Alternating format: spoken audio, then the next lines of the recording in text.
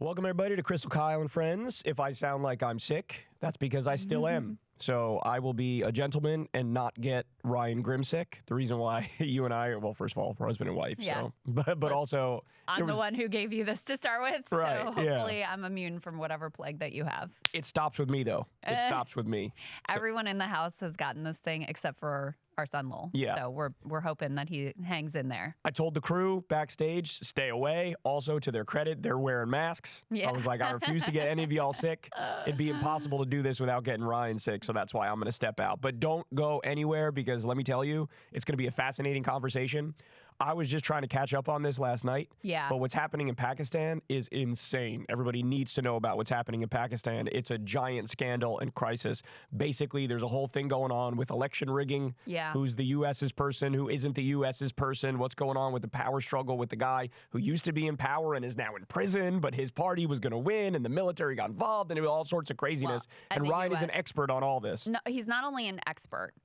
Ryan and one of his colleagues at The Intercept broke one of the key stories that turned Pakistan politics upside down about U.S. involvement in pushing these charges against Imran Khan. The U.S. did not like these, the former prime minister of Pakistan and really the most popular politician in the entire country.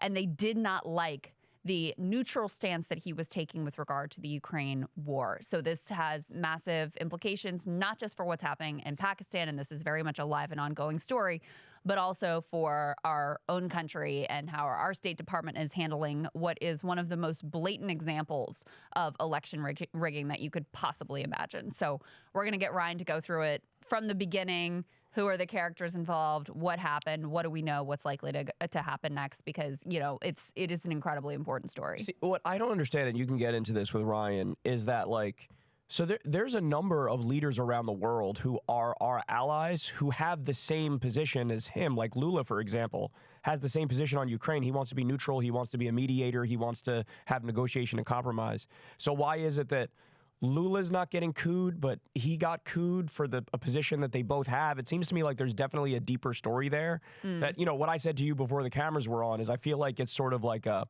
Saddam situation. Not to say that Imran Khan is like Saddam, because Saddam actually was a horrible person, et cetera. I don't know anything about Imran Khan, but it's like he was useful to us when he was useful to us, and then when he stopped being useful to us, we're like, your ass is gone. You know what I'm saying? So I feel like it might be deeper than that, but Ryan will break that all down for everybody. Absolutely. So. Maybe an example of just like, you know, the opportunity was there. They had these trumped up like corruption charges that they could go with, and the U.S. was like, why don't you go ahead and do that? Yeah. We support it. I, for one, am shocked that the U.S. is involving itself in other countries. Right, yes, of course. I cannot believe it. The free functioning of democracy. All right, so there's still some stuff, though, I want to get to before we get to the Ryan interview. So you sent me this the other day, Crystal. Yeah. Cenk is still running for president, and, you know, he knows that the chances are non-existent of him winning. He's very clear and open about that fact. So why is he staying in? Well, now it appears like he's leaning into this idea of, I'm going to just be the ceasefire guy because it's one of the most important things, if not the most important thing happening in the world right now. So I'm turning my campaign into a one-issue campaign, and I'm going to hammer away on that. And every vote that comes to me is a vote in favor of a ceasefire, and it's a vote to say stop sending money to Israel as they commit a genocide. So he released an ad, and I want to show everybody, and then we'll react to it. Take a look. We get all the sandwich stuff for the kids' lunch. They don't like turkey anymore. Yeah, I know. What about the bananas? Yeah, I got them too. But, honey, What? you're gonna have to put those eggs back. They don't like eggs anymore? No, they like eggs, but we have to set that $7 aside. For killing Palestinians? What? I mean, don't we give Israel $4 billion a year anyways? Yeah, and now we're giving them another $14 billion. Do you know how much that is per American taxpayer? No. It's like $85 per person. Apparently it's costing us a lot of money to drop bombs on Gaza.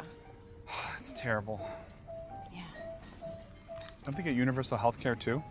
Yeah, they do. We're paying for that too, probably. Might as well put the bananas back. Why the do we have to pay for all of this? Don't cuss at me. I'm Cenk Uygur, and I approve this message. Let's save lives together at cenkforamerica.com. I mean, I like it. I like it. It's the only, you know, this is one of those things everybody's feeling. Yeah. But nobody's saying with any position of power, even people who've been relatively solid on this issue recently, like Bernie, he doesn't want to send any more money to Israel. But this is way further than he would ever go. Yeah. Right?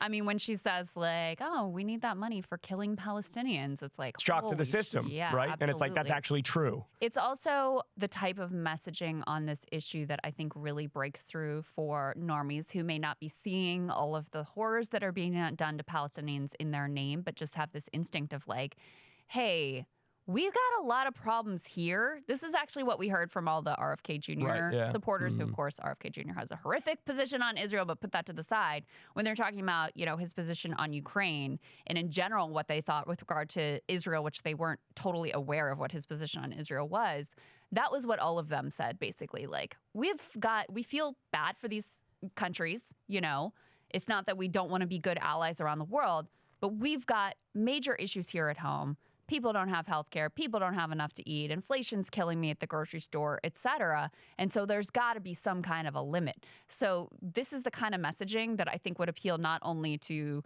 lefties, progressives, Democrats in general, but independents and quite a few Republicans as well. This is like, I think, very core normie messaging. Well, to your point, Biden did a speech the other day where he was bragging about this historic, and Chuck Schumer said this too, historic $95 billion bill that we just passed in the Senate, and the terrible Republicans are blocking it in the House of Representatives. And for those who don't know, $60 billion of that $95 billion goes to Ukraine, $14 billion goes to Israel, and the rest goes to the Indo-Pacific or Taiwan. And they're talking about this like, it's a must pass, and that's why we have to do this. And obviously the reaction looking at that from people across the political spectrum is going to be, this is your must fucking pass? Right. This is your must pass. $95 billion for other countries. Now, by the way, I think it's a nuanced conversation about the specifics and sending money to Ukraine versus sending money to Israel, who's literally in the midst of committing a genocide. But that's not the point. The point is, for example, we have 500,000 or more homeless Americans right now, and nobody ever in Washington, D.C. is like, we need a must-pass bill to get a roof over the heads of our 500,000 fellow brothers and sisters who are struggling at the moment. Or, like the governor of Connecticut just did, the Democrat. He's like, we're just going to wipe out all the medical debt for everybody who lives in Connecticut, which is fucking mega-based. But you never hear from Biden or from any of the politicians in D.C. This is a must-pass bill to wipe out all the medical debt, which 40% of Americans are experiencing at the moment. And we made a deal for pennies on the dollar to wipe it out. This is a must-pass. You never hear that. Right. And when people look at that, they're like, I understand there's going to be a little bit of a disconnect between myself and corrupt, scummy politicians, but this big of a disconnect is unacceptable. None of our problems are ever like must-pass, but when it's fucking $95 billion for other countries, it's a must-pass? Mitt Romney literally said that the Ukraine-Israel bill was the most important vote ever. Go fuck yourself. Ever. Go fuck yourself. That's $14 billion going to genocide. Exactly. And I mean, and to show you just how incredible the brainworms around this are, you could have someone like Senator Van Hollen who gets up on the floor and is like, I talked to Cindy McCain at the World Food Program. Kids are literally starving to death. That is a war crime. The people who are doing this to these kids are war criminals. But I'm going to go ahead and vote for the package anyway to send more money to the war criminals that are starving kids because, I've been so convinced that the rest of what's in this package is like democracy on the line, et cetera, et cetera. It is. So anyway, I think Cenk is really hitting the nail on the head with this messaging. I'm glad he's out there pushing it. They said it's like going viral on TikTok, which I could absolutely see. What he says in terms of staying in the race at this point, in spite of the, to call them long odds, I think is a bit of an understatement. But basically, like, he thinks it's still possible that Biden pulls out of the race, is pressure to pull out of the race. If he can get to 15% in some state, he'll have some delegates going into the convention. That gives you some negotiating room. Do I think that that's going to work out? Or even if all of those things happen, Biden drops out and Cenk's able to get to 15%, he goes in the convention with, some level of delegates. Do I think that's going to work out for him or even anyone else who is remotely progressive? No, I don't think so. But that I just want to put out there. That's what he's thinking about and staying in the race. It's not going to work, but I'm just happy there's some movement and noise around something that is true. Agreed. You know what I'm saying? I agree. I don't care what form or fashion it comes in at this point, whether it be like, hey, we're going to do a write-in campaign where you write ceasefire, or you're going to write in Cenk Uygur, or you're going to vote for Cenk Uygur. I don't care. the way in which it comes about, but I need to see some movement around that which is obvious to all of us. And this is that, right? So if for no other reason, you look at that and you go, thank God. So yeah, I wish this goes mega viral. Let this go mega viral, this video. At least someone is out there taking like a moral stand on behalf of something that is obviously like true, which is that it is beyond outrageous that the U.S. is rushing to ship weapons to a current genocide perpetrator. That is not even our, I mean, the ICJ at this point has said it's plausible they're doing a genocide. And we're like, that's okay. Let's just still give them $14 billion and let's make sure that we circumvent our own State Department and congressional procedures to rush them those weapons as soon as possible. And we'll ask them nicely to like let this shipment of flour through that they won't even listen to us on. But that's all fine and good. Other than Cenk, there's a guy by the name of Jon Stewart who also was based on the issue of Israel. He'd run for president. I said that in my segment talking about him coming back. I was like, I know he's probably not thinking this, but I hope that this is like a run up to 2028. He runs for president because I am at the point now where I think the only way a lefty wins, it either has to be a senator who can't be denied because they're a senator, so the media has to give you attention, or an A-list celebrity. Maybe you can get away with a B-list celebrity running, because if you're a congressman or if you're an outsider, they're just like, we're just going to act like you don't exist, and so you can never get any traction. So I would love that too. But, you know, he did his first episode back, and I thought it was a phenomenal episode. He went after both Biden and Trump. Contrary to what many people are saying, and what many idiots are saying, it was not a total both sides, false equivalence, they're equal. It wasn't that at all, and anybody who honestly views it and listens to the words that he says will come to that conclusion. Correct. But that didn't stop the resistance liberals and the mainstream media freaks from acting like he did do a total enlightened centrist both sides shtick, right? And so they went after Jon Stewart relentlessly. And I mean, just to give a couple, The View did it. Yeah. I know you talked about The View doing it. Mary Trump one is my favorite. Mary Trump. Tell everybody what she said, because this shows you how deranged the mindset is. It's not even like they just were like, oh, I disagree with the way he approached this. No, she said he was a disaster for democracy and blamed him for the election of Donald Trump in 2016 because of the rally to restore sanity that he did in 2010. That was her logic, was that he, in no small part, I think was her language, was responsible for the election of Donald Trump in 2016. And now he's back to do it again. And he's a quote unquote disaster for democracy because he said things that are like the most obviously true and accepted. 86% of Americans think this man is too old to be president again. And you're just supposed to like completely disconnect from reality and pretend like that's not happening. And he took bigger shots at Trump. I don't know why people are not acknowledging this. He had more venom for Trump. They're acting like he didn't. Just because any little criticism of Joe Biden, now blue MAGA acts like MAGA, where they're like, you're not allowed to do that. You're not allowed to say that. And by the way, he retired from The Daily Show in 2015. I know. How the fuck could he be responsible for Trump when he wasn't there to cover the Trump era?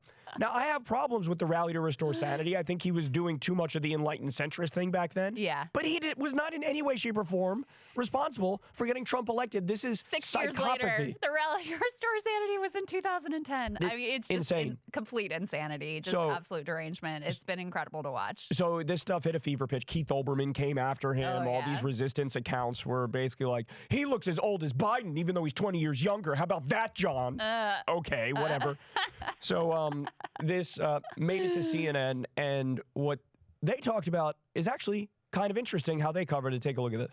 Our politics lead, he's back. Jon Stewart made his return to The Daily Show on Comedy Central last night as the calendar inches closer and closer to what seems like an inevitable rematch between two candidates with firm grips on their party's nominations, and as President Biden's and former President Trump's influence on lawmakers on Capitol Hill has snarled anything from getting anything done there. Back with me is our political panel. So, Paul, as you know, Stewart made his triumphant return to late night satire. Take a listen. Why am I back? You may be asking yourselves. It's a very reasonable question. I have committed a lot of crimes. From what I understand, talk show hosts are granted immunity, so it doesn't. So he made fun of wherever the targets were, including President Biden's age and memory. And there were a lot of angry progressives on social media. Not that I generally listen to angry people on social media, but they thought that they accused him of both siderism, although that's not what he did, et cetera, et cetera. What do you make of it? I didn't see it, but he's known to be a both sides guy. He is. He skewers both sides. That's his job. That's how he views things. I do think that was probably appropriate when the choice was like Obama or Romney. Okay, but for progressives, by the way, for a lot of non-progressives, a lot of conservatives, this is a choice between sanity and a guy who's an existential threat to our country. But I think that was reflected. And that's not like the time I think to do that both. was reflected in his comedy, though. I don't think he equated the choices, but he just also acknowledged some of the jokes to be made at President Biden. Which I actually think is healthy. We cannot be afraid of making fun of ourselves. And actually, you saw President Biden make fun of his age over the weekend. It was funny. It was good. Like, come on. We already know they're both old. And I agree when it comes down to the actual issues. Like, there's not the both sides wisdom. I saw some of the flipping out by progressives online, and I was like, come on, guys. You're going to have to learn to take a joke if we're going to survive between now and November. So Paul Begala starts to do the thing. Yeah. Right? He starts to do the thing. Yeah. And then Tapper, and to my shock, Karen Finney, Yeah, who's I like a didn't expect DNC that one. op, she's like, Come on. no, that's that. No. And you made a point when we were watching it that it wasn't progressive saying this. I know. It was the biggest resistance liberals on the planet. Yeah. It always irritates me the way they throw around the terms like progressive or the left, Right, yeah. And it's just like such a catch-all when really these are just DNC flack partisan shill liberals, which is a very different category of people. But I am surprised to see CNN having a remotely good take. It's also funny that Paul Begala got so immediately like cowed by the host, Alan, of expressing what he had clearly intended to come in to express of this like, I don't know if he was going to say threat to democracy or whatever, but he clearly had planned to chide Jon Stewart and kind of made a U-turn once Jake Tapper signaled he was not going in that direction. Yeah, the reason this was nice to see is because what I've seen recently is a segment of Democrats who they've lost their normiedom. You know what I mean? They've lost for a long time, I would have argued that on the Democratic side, the run-of-the-mill standard Democratic voters, there was more of a streak of normiedom in them versus the MAGA people. Yeah. That the MAGA people have for quite a while now, for years now. I mean, you just look at the polling. That there's this whole cultish thing around Trump where they literally say, "I would take his word over my mom, my dad, my daughter, my son, my best friend, a religious figure, a mentor." And you look at that and you go, "Okay, cultish, right?" On the Democratic side, I always thought, no, they're a little better. There's still more of a sense of normiedom. But it got to the point with the reaction of Jon Stewart where I was looking at it and I'm like, no, this is just a mirror image of MAGA. But I think you have to separate like the online weirdo partisan hacks and other like media commentators that are outraged Mary Trump saying is a disaster for democracy and whatever, and the actual voters, because the actual voters, also majority of Democrats are like, he's too old. So I do think that there is more of a normiedom there than, a significant chunk of the Republican base believes this Taylor Swift, NATO, Soros, Pfizer, PSYOP nonsense. So I do think that there's a difference between the base of the voters. But in terms of this cult-like behavior, I mean, that's what kept hitting me, watching the Views commentary on this, which first of all, Joy Behar was still stuck on the like, he has a stammer. He just has a stutter. See, that's no different than Sean Hannity to me. It's like, what? How are we still pretending this is the case? But I think the actual market for that complete denial of reality is really quite small in the grand scheme of things. So allow me to make the distinction, because you're right. Yeah. What I'm referring to when I say MAGA and blue MAGA is hyper online political junkies. Mm-hmm. So, and I think that The View at this point is nothing but the mirror image of Sean Hannity's show, where you get this funhouse mirror view of the world of like Trump does no wrong, the Republicans do no wrong, the Democrats are everything evil. Now you have this, this mirror worldview from The View where it's not even like Democrats are good and Republicans are bad. It has now graduated to Joe Biden can do no wrong, ever. Even when he's like shitting himself on stage, they're like, actually, he wasn't doing that. It was AI generated and you're lying about it. You know what I'm saying? Yeah. Even the Republican, what's her name? Alyssa Farah, is that her name? Yes. Even she, when in her commentary on this, she was like, make no mistake about it. Joe Biden is like the best president we've ever had, and he's accomplished more for the American people than you could possibly imagine, before acknowledging like, maybe like, yeah, his age is a little bit of an issue. But even the like opposition voice has to live in the realm of Joe Biden is literally the best president we've ever had in, you know, generations and generations. That's the level of like propaganda, like North Korea level propaganda that's going on at that program at this point. And that's the same thing that happens on Fox News when Hannity brings on a token liberal. It's like, Harold Ford Jr. I got a lot of respect for Trump and he did a lot of things I like, but, you know, in this little tiny way, I deviate. Like that's the problem here. Yes. And it's just, it's not possible for this sort of stuff to work in a situation where, like you pointed out, 86% of the country says, I don't think he can do a second term. Yeah. It's just not going to work. I also think the reaction to Jon Stewart, I mean, Jon Stewart was the same. Like, yes, he's aged a bit since in the 9 years since he's been gone or whatever. But in terms of his timing, in terms of his comedic approach, in terms of, you know, taking on like skewering whoever and being funny, he sounded exactly the same. And yet this freak out was completely different from the way that people used to react to Jon Stewart. And I do think you see in that, it's not that Jon Stewart has changed, it's that Trump has made politics so that it's all just about negative partisanship, and there's all this like existential terror that leads people to disconnect from reality and deny reality to try to avoid giving the other side a quote unquote talking point or giving any credence whatsoever to even the legitimate points that an oppositional person might make. I would say Stewart was either the same, as you pointed out, or maybe even a little sharper and better and further to the left, if anything, because there was one point in it where he stops to be like, what I've learned about politics is, you know, the work never stops. And even if you get the person who you wanted to get elected, who you viewed as a lesser evil or whatever, you still got to get your ass up, and it's a fucking lunch pail job, and it's never ending. And so I think that even though what he said was tarnished as like a both sidesist, enlightened centrist type thing,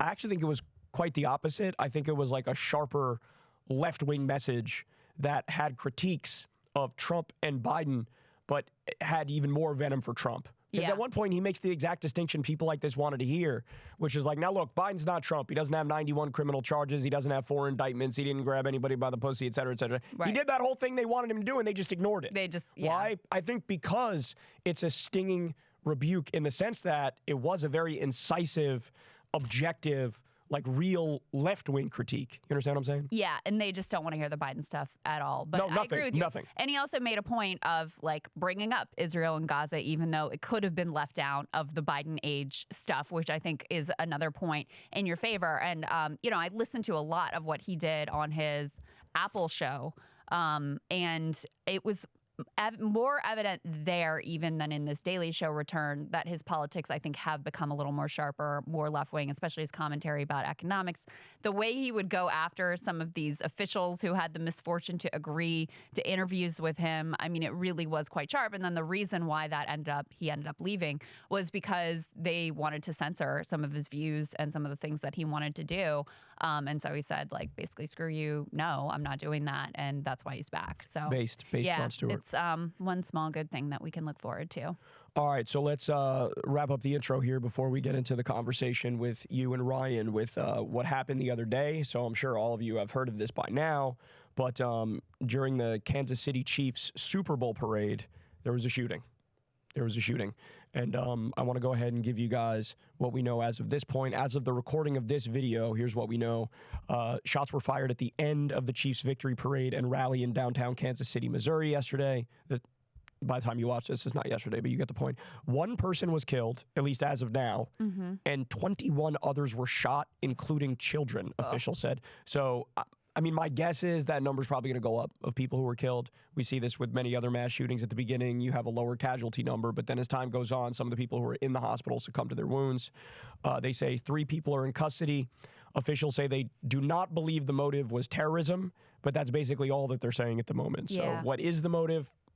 I don't know, right? And I don't think anybody knows, at least as of the recording of this segment. By the time this releases, maybe you guys have more information. But we do have a video that just came out that I want to share with you guys. Take a look at this.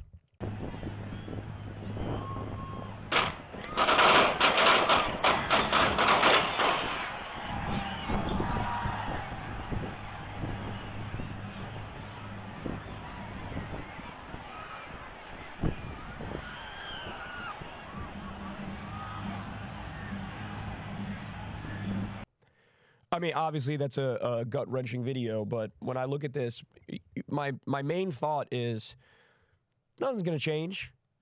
Nothing's going to change. I mean, when we had, what was it, the Uvalde shooting? There's so many, it's hard to even keep track of which one is the one that felt like it was the straw that broke the camel's back.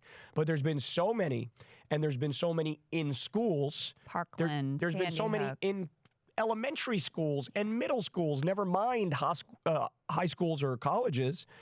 And like, if we've been through ones where a dozen kids died or over 20 kids died in that scenario, and we didn't really do much in response to it. I mean, to be fair, there was that bipartisan piece of legislation that Biden did get through, but it was very mild, tweaks around the edges. You know, it wasn't even like a red flag law for the whole country. It was like a funding for red flag laws if you want it. Yeah, it was like an encouragement towards red flag laws. Mixed with, I think, raising the age to maybe 21 to buy certain weapons. Like, it was very mild. Better than nothing, but very mild.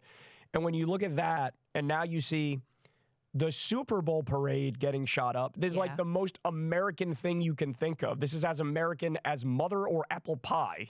And if this is going to get shot up, and nobody's even having the conversation anymore, it just makes me feel like it's an affirmation that we just don't solve problems anymore. Yeah. We just look, if something happens, we just sort of look at it as a natural phenomenon, and it's like, it is what it is. People have just given up on, understandably so, on politics being able to solve problems like this.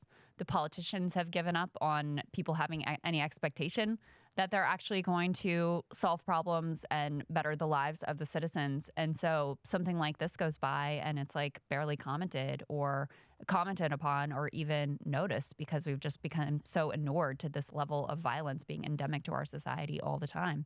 And that's how you end up with, you know, when you give up on politicians actually being able to solve problems, then you end up with a politics that is just about like vibes and personality and cultural signaling versus any sort of substantive issue positions. And, you know, the Trump era has been huge on that because everything's just become about really like the personality of Donald Trump and how you feel about Donald Trump and which group are you owning in that moment? Like, are you owning the libs? Are you owning the conservatives? I mean, it kind of goes back to the whole like Biden age conversation and Jon Stewart conversation about just this like cultish reaction to personalities, vibes, and insults over actual policy and substance. I think that's exactly right. And for people who might hear our conversation and go, well, what even can be done about it? I mean, there's a few things I would say. First of all, it's not like it's impossible to solve this. Other countries have solved it. Yeah. We just don't. I mean, the people actually do want to do something about it, but the politicians never in a million years do they want to do anything about it. And the entire Republican side is bought by the NRA, and we can go on and on about that. But Japan has virtually no mass shootings, and they also have virtually no guns. Now, is that what I'm advocating for? No, because I'm an American just as much as anybody else, and I do believe, at least to some extent, in the Second Amendment, but I'll get into that more in a second. But, you know, even a country like Australia, they had a mass shooting, and I think it was 1996. They did a big crackdown. Oh, would you look at that? They almost never have mass shootings anymore. Mm-hmm. So the idea, oh, there's nothing we can do. Of course there's stuff we could do. Just the politicians don't want to do it, and they won't lift a finger for it. So now, what would I do in a situation like this, or what are some ideas that we could do to at least drastically reduce the number of not just mass shootings, but also gun deaths in general, whether they come in the form of a mass shooting or not? Yeah. It's the obvious ideas. Universal background checks, ban on high-capacity magazines, a universal red flag law, which I think is the most common sense thing you could ever do. If somebody's having a schizophrenic breakdown and they're saying, I'm going to do a mass shooting, you, of course, should be legally able to take that person's gun. The idea that it's too much of an imposition or it swats aside due process if you take away a gun from somebody who's saying, I cannot wait to do a mass shooting today, that's psycho if you believe that. Ban on assault weapons. You could have a testing process a stringent testing process to determine who can have guns and who can't have guns. And if you fail the test, sorry, you're asked out. You're just not in a place where, you know, you can have a gun. Or rules about how many guns you have, for example. You could have a voluntary gun buyback program where you get rid of a lot of the excess guns that are in circulation that people don't even want anymore, which Lord only knows could be sold on the black market. Somebody uses it for a shooting, etc. There's a million things we could do. Right now, last I saw, this is as of a few years back, but it's something like 32,000 gun deaths a year that we have in this country when you include all the different kinds, whether it be suicide, shootings, or mass shootings, all of it put together is 32,000 gun deaths. The idea that we can't do some reforms to at least cut that shit in half is insanity. Yeah. Is insanity. And I'm not even talking about what other sane countries would do, which is like, let's try to eliminate all the gun deaths. I'm not even talking about that, right? And it's just, we watch this and it's just like, just another day in another America. Another day in America. And, we almost didn't cover this for our intro. Because we're just like every other American, right? And we're like, oh, yeah, that happened again, right? I didn't cover the one that happened at the church in Texas. Me either. That's my point, And right? I was reading that apparently the family is saying that mental health was a major factor there, and they were extremely frustrated that because the person who did the shooting had just purchased this gun in spite of like significant mental health issues. So to your point about red flag laws, I mean, it's just so sad to have an attitude of, well, nothing we can do. Now, do I think you can 100% get rid of all guns? No. You can if you ban guns, but nobody actually wants to do that. But can you do what's possible to reduce not just mass shootings, but regular shootings all across America? And by the way, suicides also, and domestic violence is one of the other. Those two are some of the largest causes of gun death in the country. So can you do something about it? Of course we could. Of course we could. And just so everybody understands, we are gun owners, right? So I'm not one of the people who's like, just ban them all because, you got to get that number to 0 by any means necessary. But my point is, if you look at the status quo and you think, it's all we can do, and this is what it is, 32,000 deaths, that's absurd, man. That's absurd. And how many innocent people have to die because you prefer the wild, wild west of your imagination to be the law of the land. Yeah. And the final point I'll make is this, which is do not listen to the con men and the frauds and the charlatans who lie, and they know it's a lie, and they say, well, did you know the looser the gun laws are, the fewer gun deaths there are? So in other words, it's safer to have as fewer gun laws as possible because you want the good guys with the guns to override the bad guys with the guns, and that's why everybody's got to be armed. And if that was true, the United States would already have the lowest number of gun deaths, but they don't have it. So it's not true. It is objectively not true. It is the case that the countries like Japan and Australia that have very, very strict gun laws, they have the fewest gun deaths. Now, again, that doesn't mean I'm advocating for those exact systems, but my point is an empirical one and an objective one. If you believe fewer gun regulations means more safety, you're just fucking wrong. And I think a lot of people have been duped by that propaganda, but I think the people pushing that propaganda, the NRA types, the Colion Noir, whatever his name is, they're lying and they know they're lying. Yeah. And you need to know that. Yeah, Okay, that's all I got.